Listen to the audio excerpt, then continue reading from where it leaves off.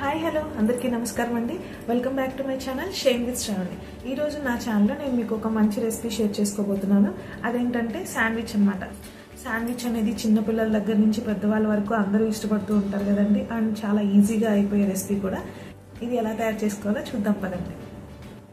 Sandwich prepare చేసుకోవడానికి ముందుగా మనం గ్రీన్ చట్నీ రెడీ చేసి పెట్టుకోవాలండి. దానికోసమని 1 కప్ కొత్తిమీర, 1 కప్ పుదీనా, 2 పచ్చిమిర్చి, ½ టేబుల్ స్పూన్ సాల్ట్, అరచెక్క నిమ్మరసం పిండుకుంటే సరిపోతుందండి.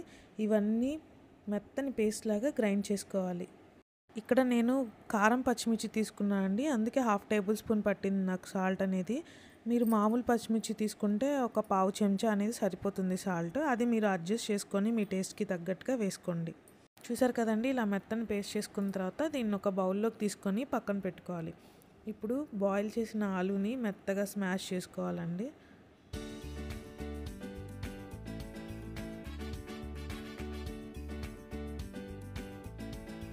చూసారు కదండి, ఇలా ఆలు అంతా స్మాష్ చేసుకొని పక్కన పెట్టుకోవాలి. ఇప్పుడు ఒక కడాయిలో 2 టేబుల్ స్పూన్ ఆయిల్ వేసి 1 కప్ ఆనియన్స్ వేసుకొని గోల్డెన్ బ్రౌన్ కలర్ వచ్చేంత వరకు వేయించుకోవాలి.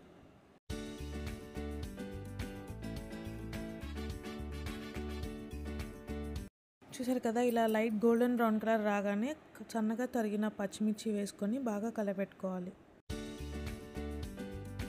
ఇప్పుడు మనం మ్యాష్ చేసిన ఆలు మొత్తం వేసేసుకొని బాగా కలపెట్టుకోవాలి.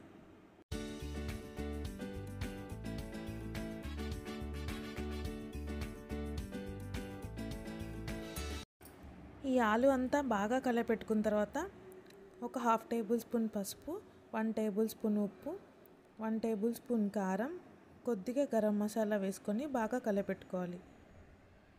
ఇవన్నీ మీ టేస్ట్కి తగ్గట్టుగా అడ్జస్ట్ చేసుకొని వేసుకోవాలండి.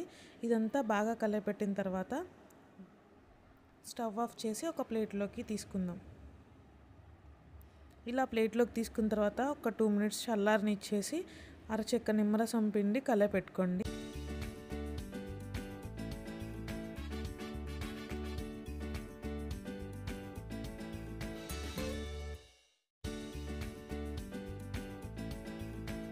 చూసారు కదండి, ఆలు మిక్చర్ అయితే రెడీ అయిపోయింది. ఇప్పుడు నేను ఇక్కడ శాండ్విచ్ చేయడానికి బ్రౌన్ బ్రెడ్ తీసుకున్నాను. మీరు మిల్క్ బ్రెడ్ అయినా తీసుకోవచ్చు.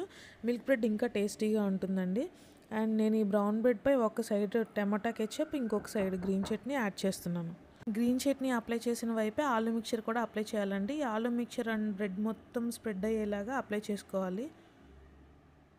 అండ్ అనదర్ బ్రెడ్ స్లైస్ పైన టమాటా కెచప్ అనేది అప్లై చేయాలి. టమాటా కెచప్ మాత్రం ఎక్కువ అప్లై చేయొద్దండి. ఎంత తక్కువ అప్లై చేస్తే అంత మంచిది. బట్ అప్లై చేసేది కూడా బ్రెడ్ మొత్తం స్ప్రెడ్ అయ్యేలాగా అప్లై చేయండి. ఎందుకంటే టమాటా కెచప్ అనేది ఎక్కువ వేయడం వల్ల టమాటా కెచప్ టేస్టే ఎక్కువ తెలుస్తూ ఉంటుంది. ఇలా మనకి ఎన్ని బ్రెడ్ స్లైసెస్ కావాలో అన్ని బ్రెడ్ స్లైసెస్ అనేవి ప్రిపేర్ చేసి పక్కన పెట్టుకోవాలి. ఇప్పుడు మనం ఒక ప్యాన్ పెట్టుకొని ప్యాన్ హీట్ అయిన తర్వాత మనం ప్రిపేర్ చేసుకున్న బ్రెడ్ స్లైసెస్పై 2 సైడ్స్ బటర్ రాసి బాగా ఎర్రగా వచ్చేంత వరకు కాల్చుకోవాలి.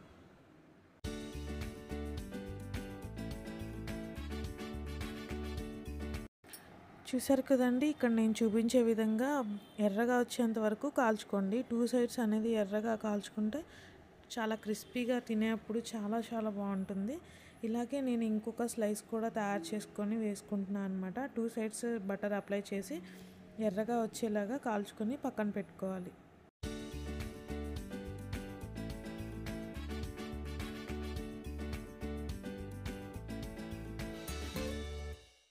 చూసారు కదండి, ఇలా హాఫ్ కట్ చేశాను. చూసారా ఎంత బాగా కుక్ అయ్యి ఎంత బాగుందో చూడటానికి. అంతే, ఎంతో టేస్టీ శాండ్విచ్ రెడీ అయిపోయినట్టే. మీరు కూడా ఈ రెసిపీని తప్పకుండా మీ ఇంట్లో ట్రై చేయండి. నా రెసిపీ కనుక మీ అందరికీ నచ్చినట్టయితే please subscribe to my channel and పక్కనే ఉన్న బెల్ ఐకాన్ని క్లిక్ చేయడం మాత్రం మర్చిపోవద్దు. Thank you for watching.